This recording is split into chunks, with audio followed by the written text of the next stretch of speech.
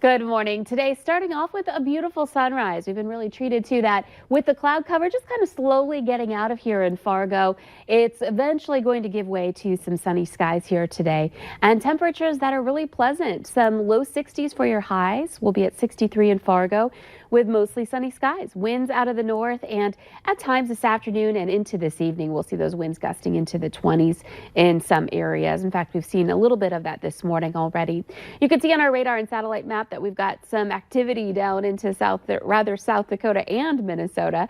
And there are some places where we do have some sprinkles still, that we did have some showers earlier on that have really diminished. And we're just looking at some cloud cover now in Lakes Country. Again, that cloud deck over Fargo just going to slowly move its way east. And after that, we'll get some sun, and gradually Lakes Country will see some sunshine too. But you're closer to this system, so you'll be feeling its impacts a little while longer.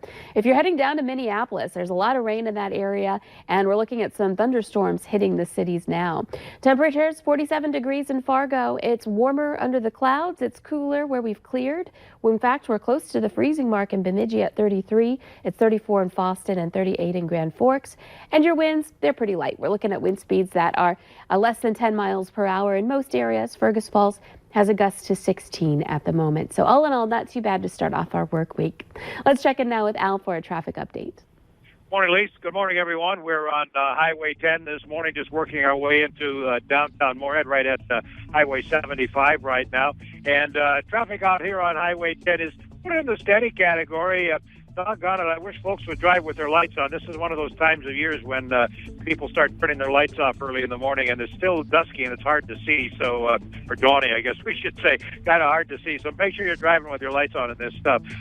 Traffic otherwise this morning seems to be flowing pretty well. 34th Street traffic fairly busy this morning. We got over here on Interstate 94. I-94 traffic continues to be steady, and I want to remind you again, we do have that stalled SUV. It's on eastbound Interstate 94, just past the University ramp between there and the Red River Bridge. Looks like the dome light is on in the vehicle. No lights, no flashes. Kind of a bad spot, particularly if you're going to hop onto the interstate off the University. So make sure that you're looking out for that. Pulling onto Center Avenue here in Moorhead, traffic seems to be picking up. We're going to make a run through the downtown part of the city and into downtown Fargo as well. We'll get back with you in 10 or so. Al Ahmed, Valley Today traffic. A 74-year-old Twin Cities man is being treated for injuries suffered in a house explosion over the weekend. Two neighbors were working on a truck Saturday afternoon when the home of 74-year-old Michael Schultz of St. Paul blew up. The man tried kicking down a door, but ended up having to break a window to get inside the burning house. They found Schultz on the living room floor and moved him to safety. He is listed in fair condition. The death toll is rising in Sri Lanka. Police now say 290 people were killed in a series of 9 suicide bombings yesterday. The blast targeted Catholic churches and luxury hotels, and the U.S. State Department says several Americans are among the dead. Tom Hansen has the latest. Police raided homes and arrested multiple suspects in the hours after the Easter Sunday bombings killed hundreds in Sri Lanka. Authorities are investigating reports that the intelligence community may have known of a threat beforehand. We must also look into why adequate precautions were not taken. Sri Lanka's prime minister called for unity and support within the country. We have to ensure that terrorism does not lift its head in Sri Lanka. The string of bombings ripped through luxury hotels and 3 Catholic churches. Nivantha Rowell says his friends were celebrating Easter morning mass at St. Anthony's. The early morning mass at 8:30, but they got impact. They all got caught, and there were 3 people, mother, father, and child. They all died. Another explosion destroyed the roof of St. Sebastian's. The violence reminds many of the long and bloody civil war that ended a decade ago. It's been 10 years of peace, and we got used to that. So that's why it's really surprising and shocking. The country blocked social media to stop the spread of misinformation. I can think about what to do next. That's made it difficult for some Americans to get in touch with loved ones. They have blocked something because of the security reason. But as far as I know, many of them are victims. Sri Lankan officials believe the attack was committed by religious extremists. Tom Hansen, CBS News. No one has claimed responsibility for the attack, but the U.S. State Department says in its travel advisories that terrorist groups continue plotting possible attacks in Sri Lanka. One woman is hurt after crashing into a pickup while trying to avoid hitting a rabbit.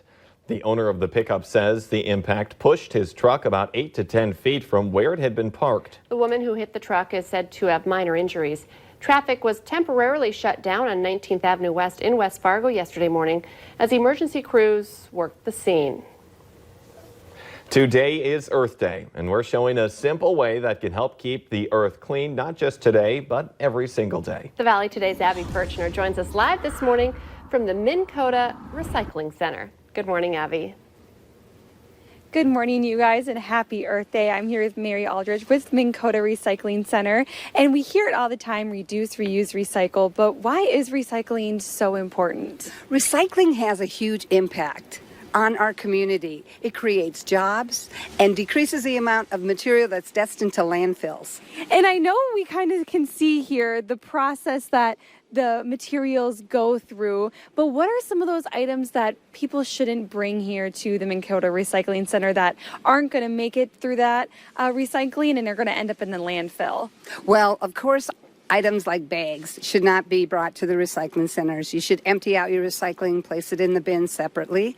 And then also make sure you're only recycling bottles, jugs, and tubs. Number 1, number 2, and number 5 plastics are the only marketable plastics that can be remanufactured into another product again.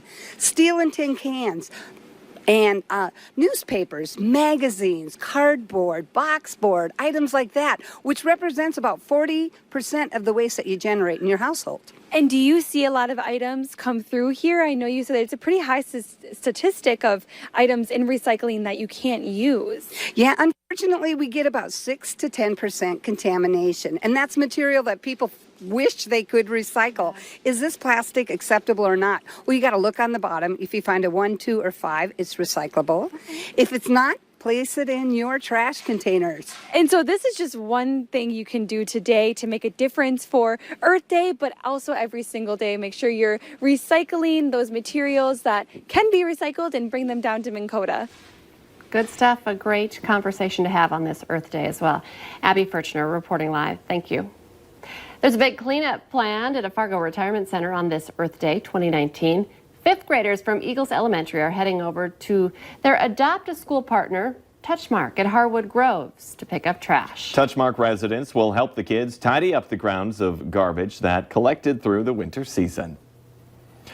Law enforcement from across Minnesota helped bring home a conservation officer who died in the line of duty. That story ahead on the Valley Today. Plus, we'll run down the car seat trade-in deal that moms and dads can get in on over the next 3 weeks. And up next, we're going to talk about some beautiful weather ahead and some chances for rain, too, in your weekly planner right after this.